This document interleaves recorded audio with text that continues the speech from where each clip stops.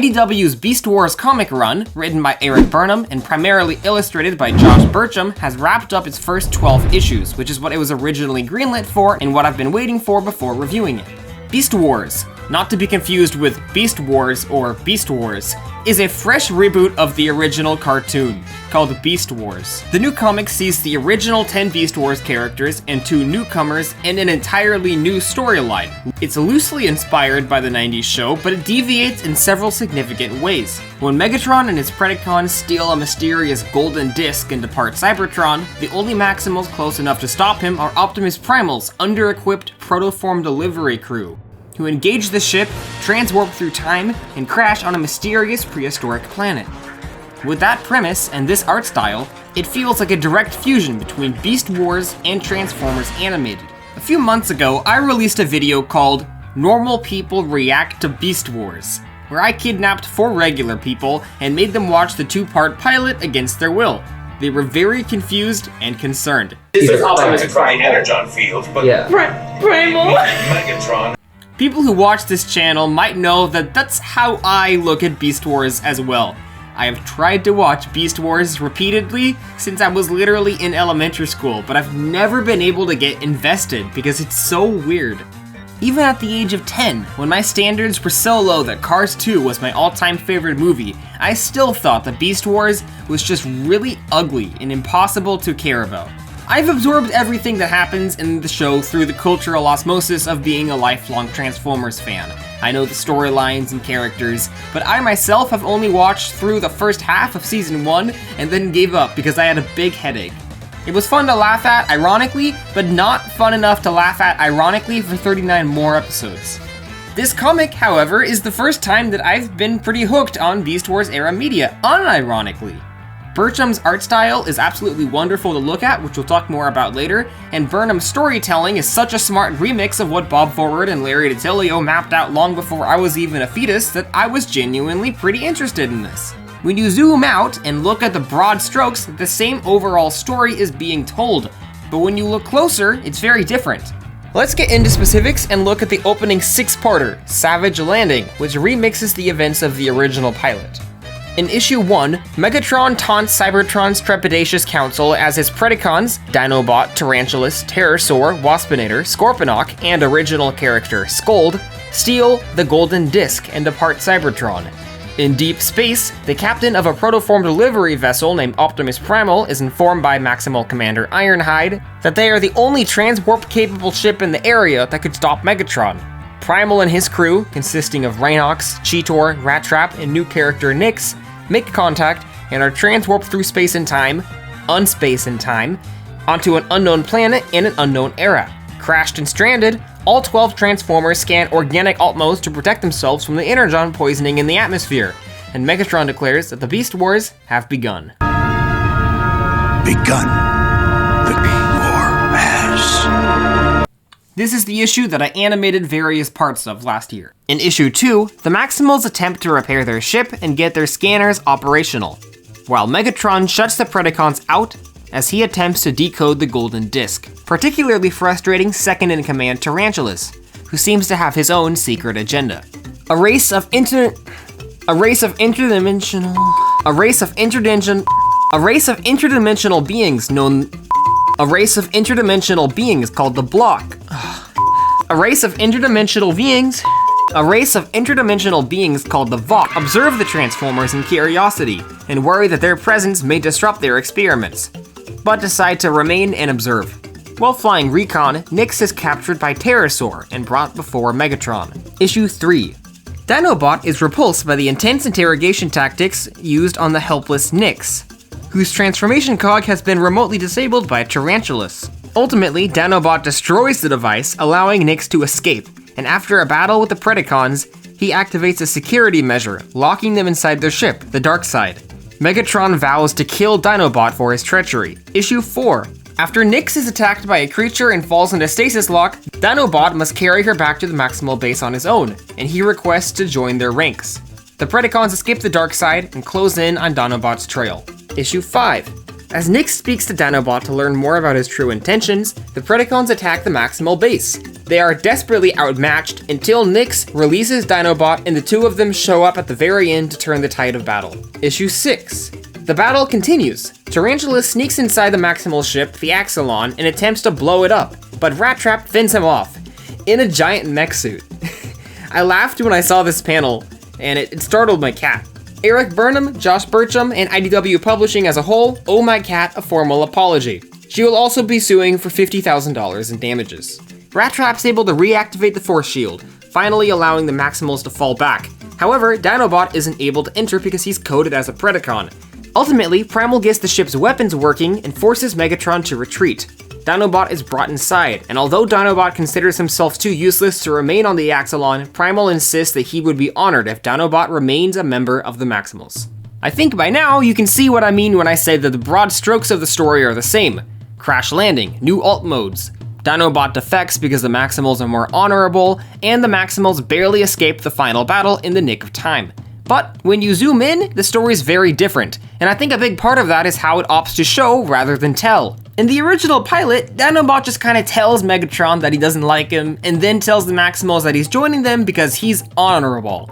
But we don't really see much of what he's talking about, we just kinda take his word for it there. Here, we actually watch his increasing frustration in the early issues, and we see firsthand the Predacon tactics that he's repulsed by. In the show, his very first scene is him departing, whereas in the comic, we take a little bit of time to explore his relationship with his team, and clearly show what his options are before he makes the decision to defect. Just to clarify, this is not a knock on Forward or Detilio at all. They weren't trying to make something emotionally rich, they just made a dumb, goofy pilot to sell toys to children. It was everything it needed to be. However, it's still equally cool to see the story depicted more organically and differently. I'd have preferred to see Burnham and Burcham make an original story rather than a reboot of a story that we already had, but if you're going to reboot something, this is the way to do it. Compare this to Netflix, War for Netflix, Kingdom, which basically just one-to-one replicated Dinobot's arc from the original show and then speed ran it, literally killing him 3 episodes after introducing him. I can tell that the writers clearly understood the character of Dinobot here, but I don't think they did anything particularly interesting with him. They just recreated what we'd already seen, but less effectively, and part of that is because of time constraints. Here, Burnham was able to take his time, and it showed, and it worked. It isn't particularly deep. It's not the kind of thing that just leaves you contemplating your entire life like issues of More Than Meets the Eye, but it's not trying to be. It's trying to capture the spirit of the original Beast Wars and just be irreverent and fun. Even after suffering a rickroll from me on Twitter, Burnham was not fazed, and he kept powering through with effective script after effective script. I enjoy the writing quite a bit. I love all the little gags Burnham includes, like a rat trap eating organic berries despite not knowing what they are, or little moments like Nyx saying, "History barely remembers the real Megatron. It's never going to remember you," which sends Megatron into a rage spiral and tells us quite a bit about this version of Megatron with little effort. Apparently they have universities on Cybertron, but they don't have any unique Cybertronian name for them, so Nyx just talks about her time at university. When I read Beast Wars, I can absolutely hear the original voice actors' voices coming out of the characters. Gary Chalk, in particular. I can absolutely hear saying Optimus Primal's lines, and if someone could get him to read lines in this comic, I will absolutely animate him like I did with Megatron. I could also completely hear David K's Optimus coming out of Primal's mouth here, because, after all, David K based his TFA Optimus performance on Chalk's portrayal of Primal. And this comic brings it full circle, depicting Primal as an inexperienced maintenance bot like TFA Prime. On this page, where Optimus tells Megatron, "You talk too much," I was only able to read it in Bill Figurbacky's voice, because Bulkhead saying this line is one of his most iconic moments.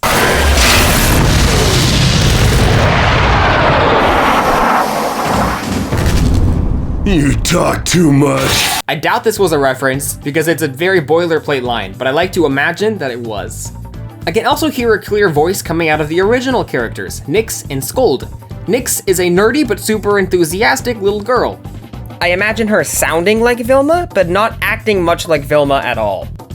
Scold, meanwhile, is very closed off, with internal anger and aggression. We definitely learn more about her in the next 6 issues. I hear her as, like, Shadow Striker. Too bad. Can't run off like you did last time. But deeper. Too bad. Can't run off like you did last time. Yeah, that's Scold, that's Scold. And a big part of why I'm able to hear their voices comes from the excellent body language depicted by Josh Burcham. Yes, we're back to him.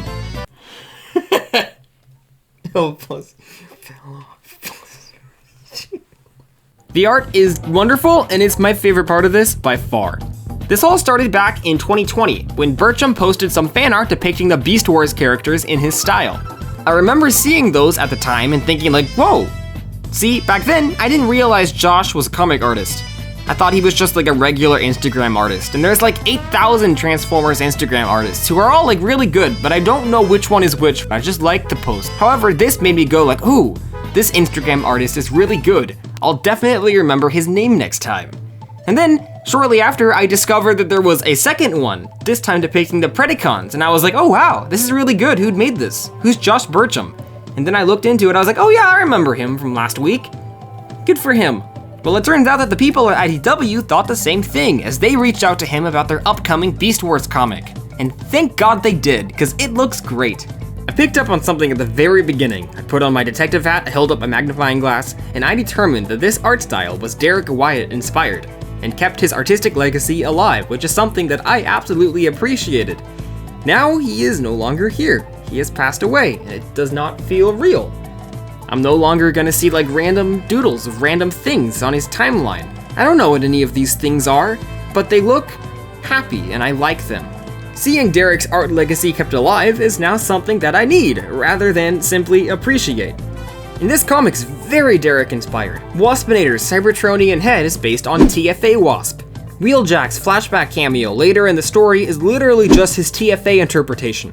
And the entire look of the planet and its evening lighting is based on its short appearance in Predacons Rising.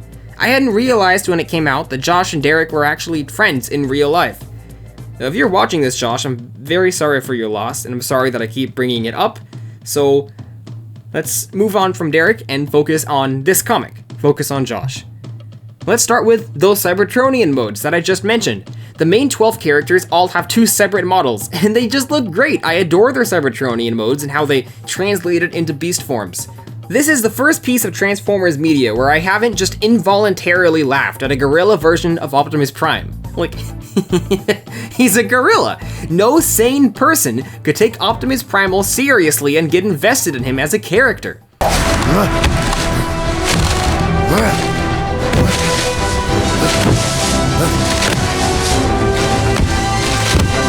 But in this comic, he just looks nice and soft. Like normally, when I see Optimus Primal, I want to put him in a cage and dangle a banana in front of him. And then when he reaches to the banana, I would just pull it away and laugh at him. Like a dumb monkey. Dumb monkey Optimus Primal, you're just a monkey. But when I look at Burcham's Optimus Primal, like I just want to pet him. I want to hug him and take him for walks every day. I love him. He's my son. This is the only Transformers comic I've ever read where I've just paused to look at the panels, because I don't know, they just look good. Like, I'm only like half an artist. When making comic animations, I'm competent enough to trace the initial frames and then draw the rest of the frames to make him move. But I'm way too stupid to ever draw the initial frame. And that's why I'm hesitant to call myself an artist, because artists generally don't have to trace to draw. Like, I can take concept art that looks like this and gradually turn it into this, but I wouldn't have gotten there without relying on that concept art heavily as a crutch because I cannot draw. Watch what happens when I try to draw a circle. Oh no! But with my limited understanding of art, I've broken Transformer comic artwork into 2 categories: robot-y art and arty art. Everything in the first half of IDW 1 is robot-y art. Most of IDW 2 as well. Like, you know, it's good, but I've never looked at it and been like, wow, you know, but then there's arty art, where the lines and the colors make something neat. Like, More Than Meets the Eye is arty art. Windblade and Till All Are One are arty art. And this is literally one of my favorite arty art looks in a Transformers comic book. It looks gorgeous. There's like lines, there's colors, and there's a bunch of little dots everywhere. It's very good. And I'm not even, I don't know how to describe any of this, bro.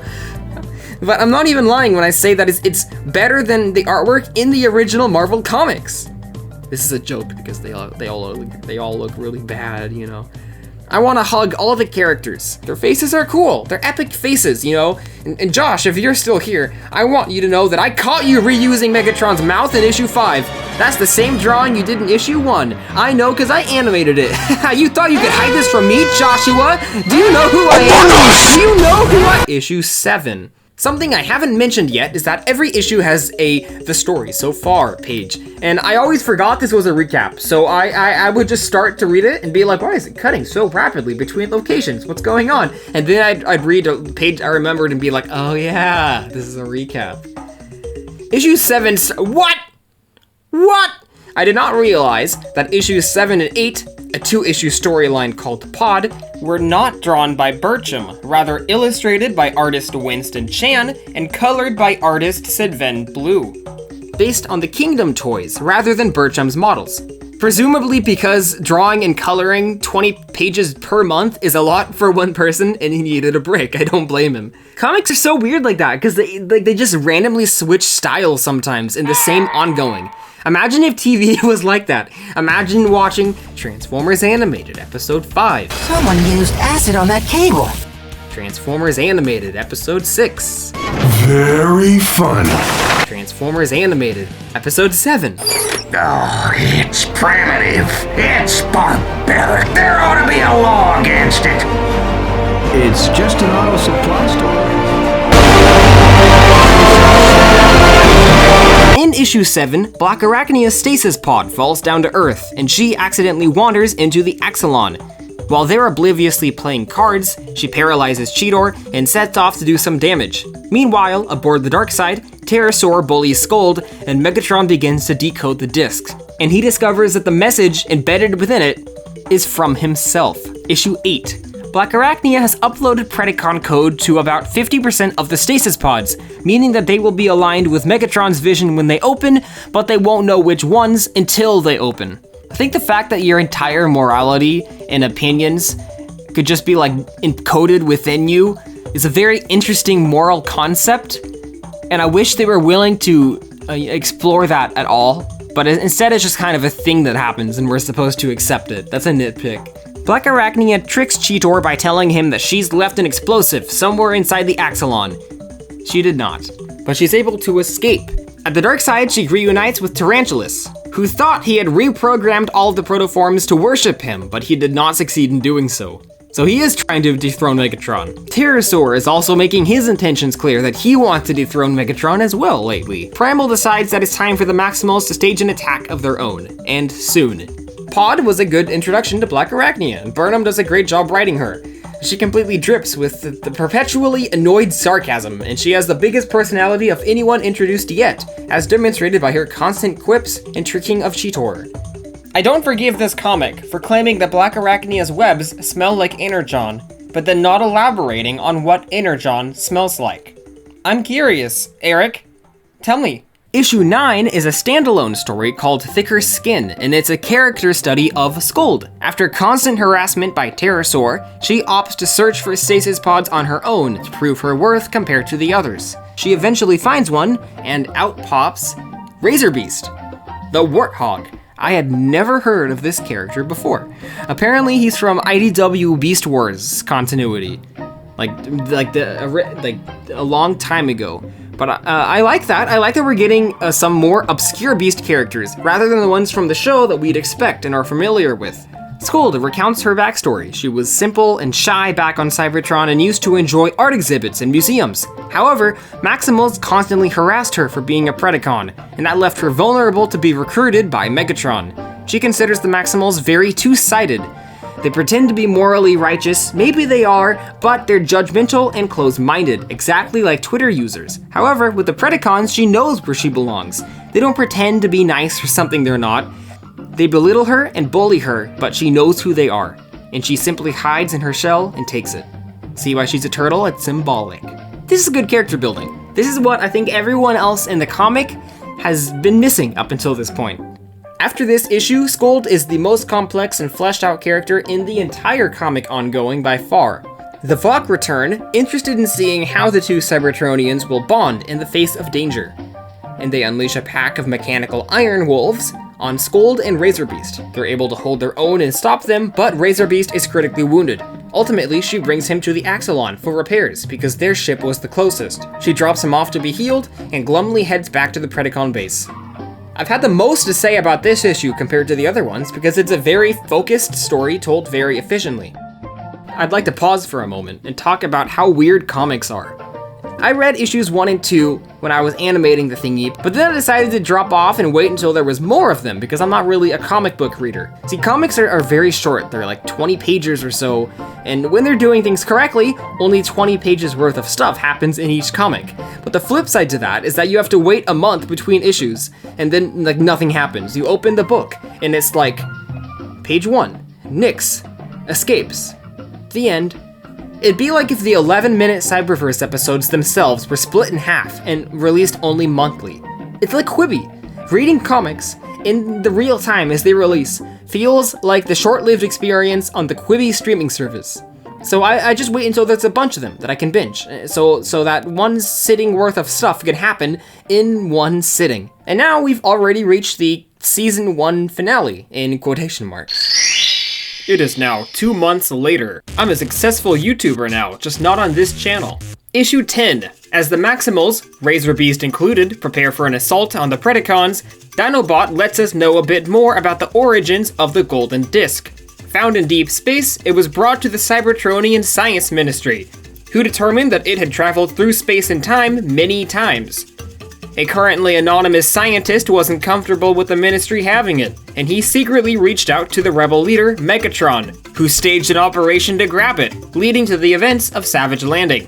Terrorsaur makes a vie for leadership, but Megatron is quick to effortlessly defeat him. As the Maximals head into battle, Rattrap points out how much of a plunky underdog crew they have, and that he's only coming because if everyone dies, he'd like to know when it happens. Ultimately, they sneak attack the Predacons, and the battle begins. Oh, my reading voice is different, because I just did like a 3-hour video on lab rats, and I read it like, oh, professional, this is what happened here. Oh my god.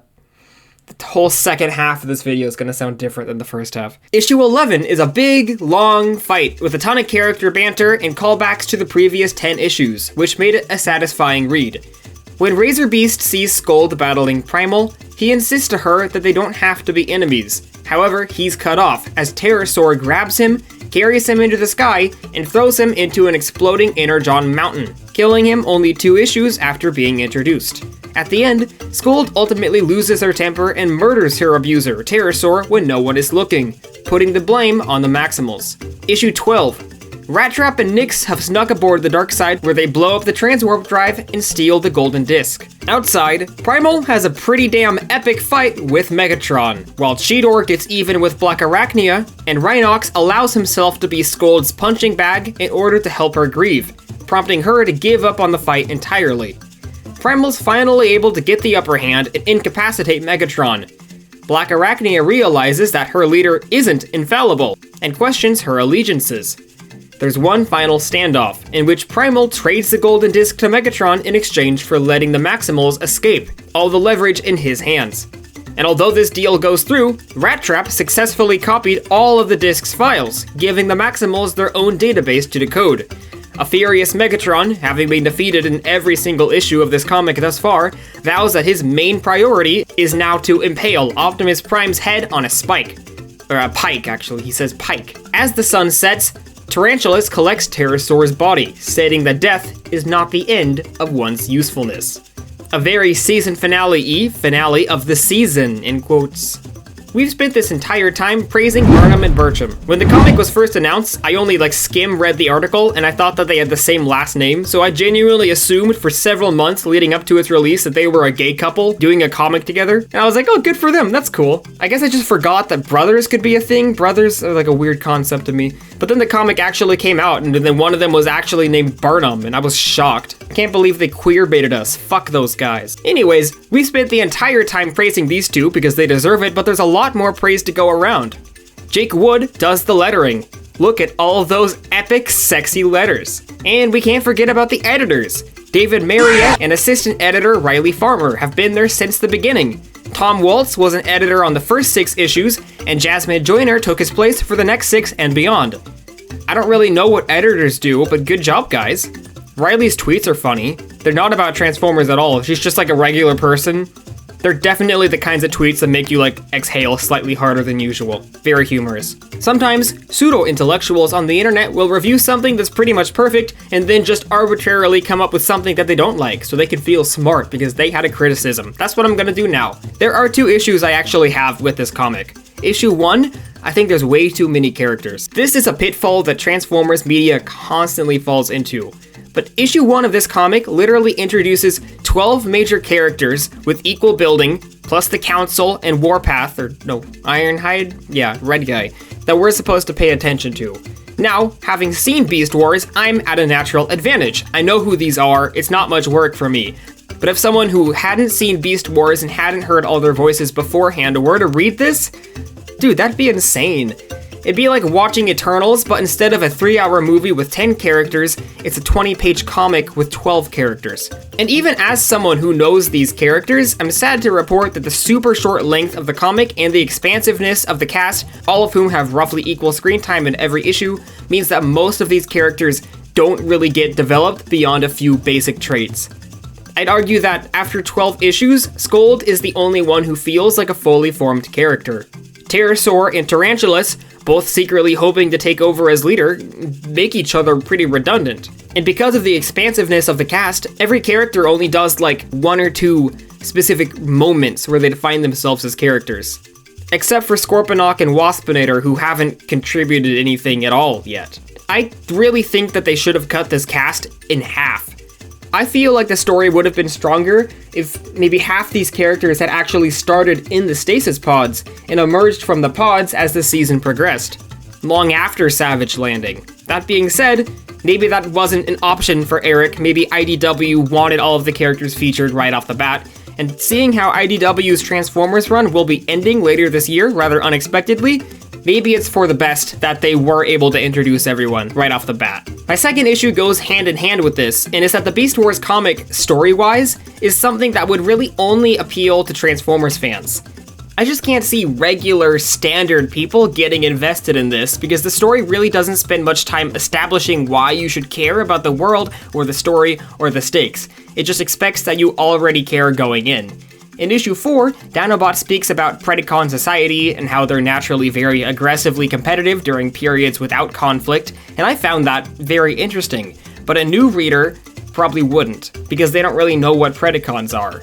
Throughout my entire life, I've only ever had like one real-life friend at a time who's into Transformers. One in elementary school and middle school, and then one in high school. The rest of my friends are just regular people who couldn't care less about Transformers, and didn't even know there were Transformers TV shows until I told them. I think there's a lot of good Transformers shows. I grew to love Cyberverse, for example, but I don't think that's a show which would appeal to an ordinary person. At the end of the day, what I truly want is for a Transformers show or piece of media to have mass appeal and go viral like Squid Game, Tiger King, Smiling Friends, Harley Quinn. I want a Transformers show to become that thing that everyone's talking about, so for the first time, I can enjoy Transformers with people, IRL. Not like cryptic online internet friends that I can only talk to on my computer, but friends who have been in my life for like 10 years and I've never shared my primary interest with. That's what I'm looking for whenever new Transformers media comes out. And as much as I thoroughly enjoy IDW Beast Wars, I don't think it's what I'm looking for in that regard. So, those are my thoughts on IDW's newest Beast Wars continuity, specifically the first 12 issues. If you enjoy Beast Wars or arty art, then I really recommend picking these up. That last minute or so was all negative-y, but if you look back to how super positive the whole first part of the review was, that's more accurate to how I look at it. With the aforementioned news that IDW's ending, I'm curious how they're gonna wrap this up. I think I read that all of their continuities will end as early as this summer. Whether that's true or not, they're definitely ending this year, so they can't have more than 10 issues remaining. Which is not ideal, but certainly still preferable to an abrupt ending with no forewarning. There's a lot of questions. What's on the disc? Who was the scientist that tipped Megatron off to the disc? What are the Vok up to? Will the characters get back to Cybertron? What's this planet? Will we see other classic characters? What's Black Arachnia gonna be up to? Will Scold defect? Will Dinobot die? Will Tarantulas try to take the throne? What's he doing with Pterosaur's corpse? There's a lot of balls still being juggled in the air, and I'm crossing my fingers that they can pull in the reins and give this a satisfying send-off. But even if they don't, we can rest assured that these first 12 issues have been pretty cool. That's all, bye, that's the video.